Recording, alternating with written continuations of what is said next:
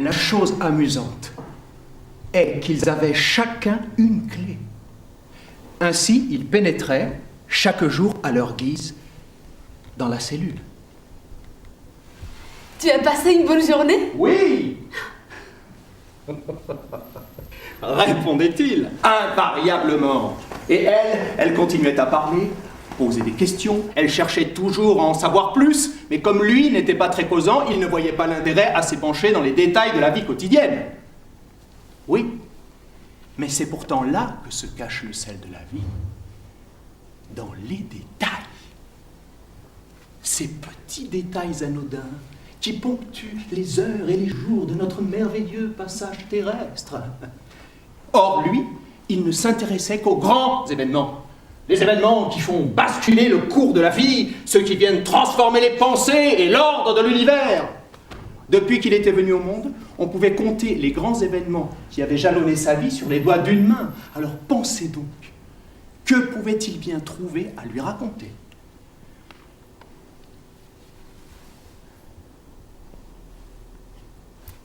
Alors, quelle ? Elle se serait bien contentée des petites choses. Mais lui, il ne les connaissait pas, ces petites choses.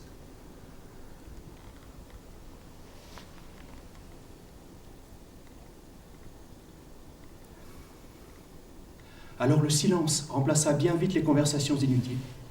Et tout fut dit. Tout est affaire des points de vue.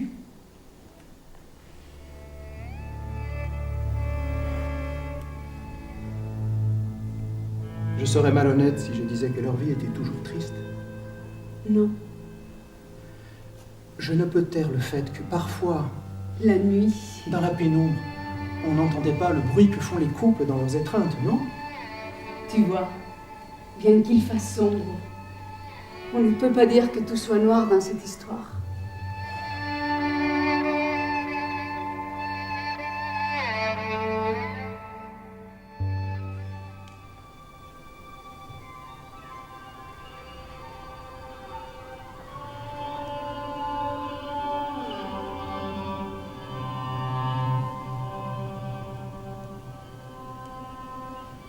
Le pilote nous a demandé de nous attacher, mais moi j'étais déjà attachée, je ne pouvais pas m'attacher plus. Les turbulences, il en faut bien, c'est pas grave. Sinon on n'irait pas dans le ciel. Qu'est-ce que je pouvais faire d'autre? On ne savait pas ce qui se passait. Les hôtesses ont commencé à courir, à aller, à venir, à débarrasser le plateau. De toute façon, moi je n'avais pas faim, je n'avais rien mangé. Claude, lui, comme d'habitude, il avait tout mangé. Tu as tort, il est pas mauvais le curry de poulet. Oh, prends-le, mais prends-le. C'est à ce moment-là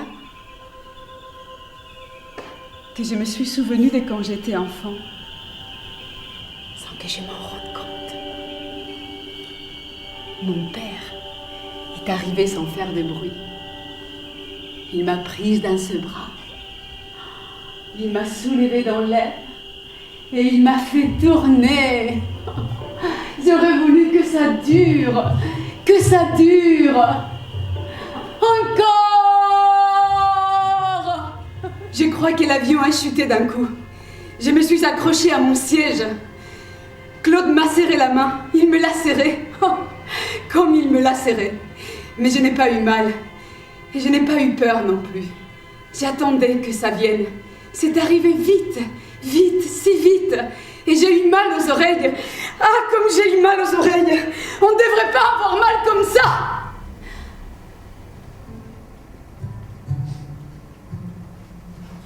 Le toit de l'avion s'est ouvert. Le ciel était bleu. C'était étrange. Il n'y avait plus de tempête. Je voyais des nuages blancs s'effilocher, comme les cheveux des vieilles femmes.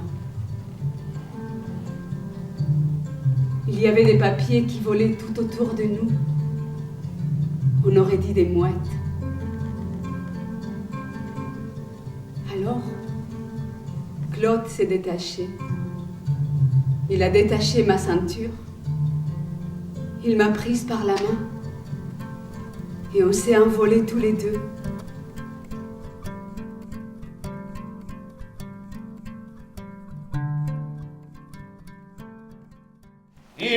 était une fois un Homo sapiens.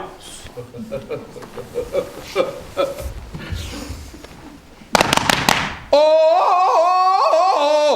Jacques Sapiens attendait donc que la vie lui offre tout ce qu'il était en droit d'espérer.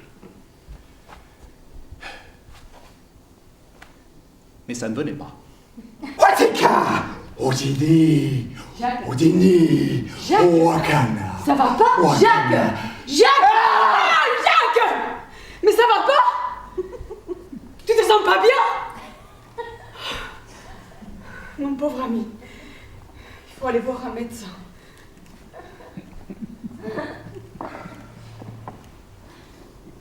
À cette époque, le sorcier guérisseur de son clan conclut à un surmenage.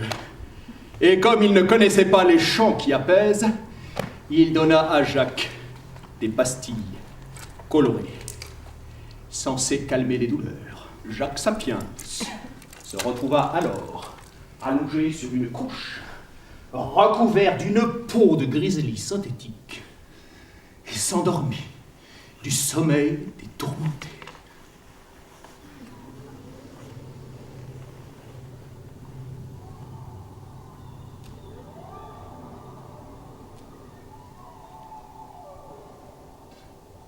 Jusqu'à quand doit-on s'oublier pour les autres?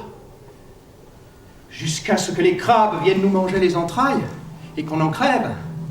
C'est ça, hein?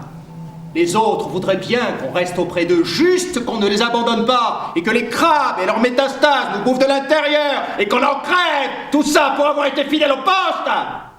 Les couilles de mon grand-père sont pendues dans l'escalier. Oh, regarde ça, le regard fixé sur le dernier bouton de mon pantalon. T'as quoi de mon pantalon?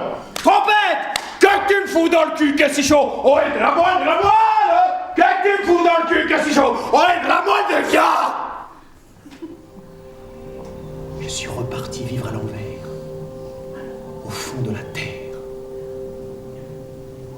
Je me souviens seulement qu'un jour, je marchais tranquillement dans la rue, le sol s'est ouvert devant moi. Je me suis glissé dans l'ouverture, le sol s'est refermé et j'ai disparu.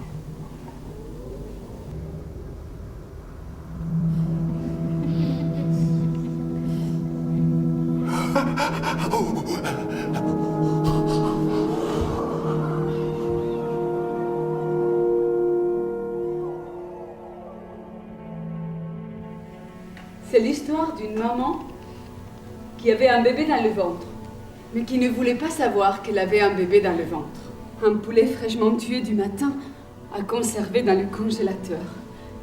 Des petits pois fraîchement cueillis du matin à conserver dans le congélateur. Un bébé à conserver pour plus tard dans le congélateur. Quand ça sera le moment, les bons moments. Voilà, comme ça tout est bien. Et à présent, tout peut continuer comme avant.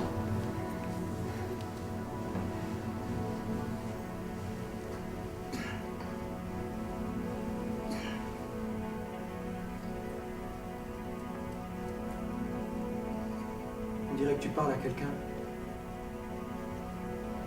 Tu regardes le congélateur, tu ouvres la porte, tu la fermes. Tu lui dis qu'il doit rester ici, qu'il ne faut pas qu'il sorte, que c'est pas le bon moment. Le bon moment, Oui. c'est toi qui l'as dit. Quoi? Que c'était pas les bons moments. Pardon? Mais c'est bien toi qui l'as dit. Que ce n'est pas les bons moments. N'inverse pas les rôles. C'est bien toi qui dis depuis des années que ce n'est pas les bons moments. Et ton travail est que tu n'es pas prêt. Alors forcément, c'est ce que je me suis mis dans la tête moi aussi. Que je n'étais pas prête non plus. Et que ce n'est pas les bons moments. Les bons moments pour personne. Et lui là qui attend.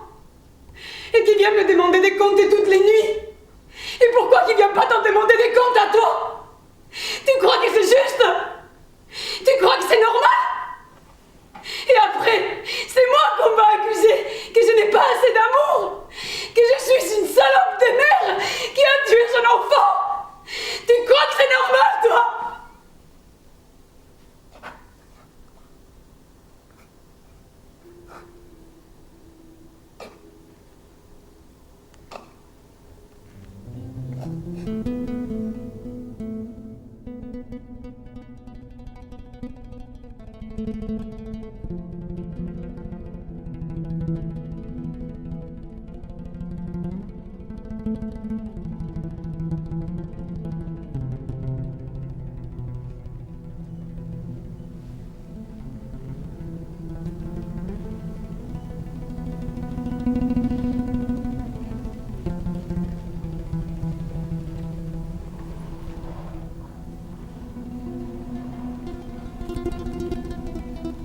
connaissiez depuis longtemps?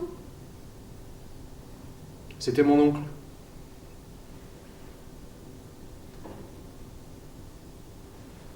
Pardon.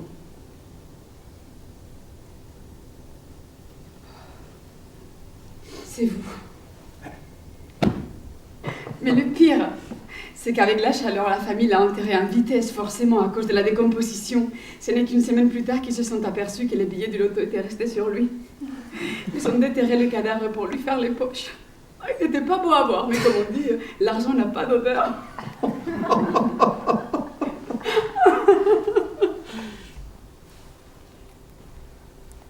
Vous savez ce qu'on dit chez moi?